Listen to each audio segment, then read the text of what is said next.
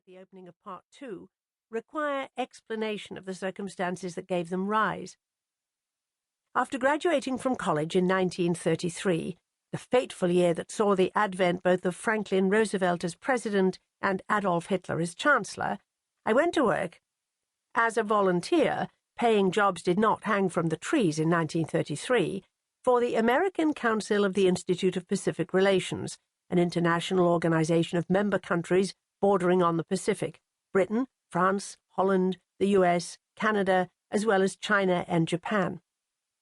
The directors felt at the time that the Japanese Council of the IPR, representing the hard-pressed liberals of the country, needed whatever encouragement and prestige the main body could give them, and to this end it was decided to make Tokyo headquarters for the compilation of the IPR's major project of the time, the Economic Handbook of the Pacific. Accordingly, the International Secretary of the IPR, William L. Holland, was assigned to the Japanese Council in Tokyo to supervise work on the handbook, and in October 1934 I followed as his assistant.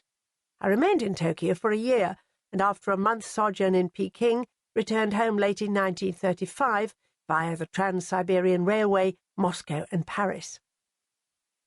During the year in Japan, I'd written a number of pieces for the IPR publications Far Eastern Survey and Pacific Affairs, generally on matters of not very avid public interest, like the Russo-Japanese fisheries controversy. However, on reviewing a book on Japan by a French historian, I was thrilled to receive from the author a letter addressed Chère Consoeur, the feminine of confrère, or as we would say, colleague. I felt admitted into an international circle of professionals. This, and the $40 paid for my first piece in Pacific Affairs, with which I bought a gramophone and a record of Une Belle Vie from Madame Butterfly, made me feel I had begun a career. On returning to America, I tried to express something of what I had learned and thought about the Japanese in the little piece reprinted here. I do not remember when or how it was submitted to so august a journal as Foreign Affairs, but suddenly there I was in print, a novice of 24 among the foreign ministers and opinion-makers, and, more important, making the acquaintance of a wise and fine man, the editor, Hamilton Fish Armstrong. Meantime, in 1936 I went to work for The Nation, which my father, Maurice Wertheim, a banker of rather eclectic interests, had bought from Oswald Garrison Villard to save it from bankruptcy. Frida Kirchwey, Villard's successor as editor and a friend of my parents', was left in control along with a new colleague, Max Lerner.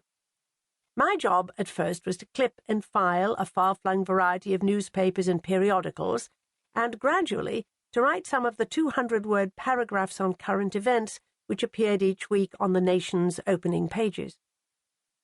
Writing on assigned subjects one knew nothing about, recidivism, migrant labour, the death of Georges Chicherin, TVA, AAA, the Nye Munitions Committee, the Montreux Straits Convention, the Nazi Party Congress, one had to collect the relevant facts, condense the subject in 200 words, incorporating the nation's point of view, and have it ready on time. The experience was invaluable, even if the pieces were ephemeral. Accredited by The Nation, I went to Valencia and Madrid during the Spanish Civil War in 1937, and afterwards stayed on in Europe, caught up in the frenzy of activities against non-intervention and appeasement, and what was called by the other side premature anti-fascism. It was a sombre, exciting, believing, betraying time, with heroes, hopes, and illusions. I've always felt that the year and decade of reaching one's majority, rather than of one's birth, is the stamp one bears. I think of myself as a child of the 30s. I was a believer then, as I suppose people in their 20s must be, or were in my generation. I believed that the right and the rational would win in the end. In London, I put together a little book entitled The Lost British Policy, designed to show how it had always been a cardinal principle of British foreign policy to keep Spain, and the gates to the Mediterranean, free of control by the dominant power on the continent, currently Hitler. It was a respectable piece of research, but, as a reviewer said, tendentious. I worked also for a weekly information bulletin called The War in Spain, subsidized by the Spanish government.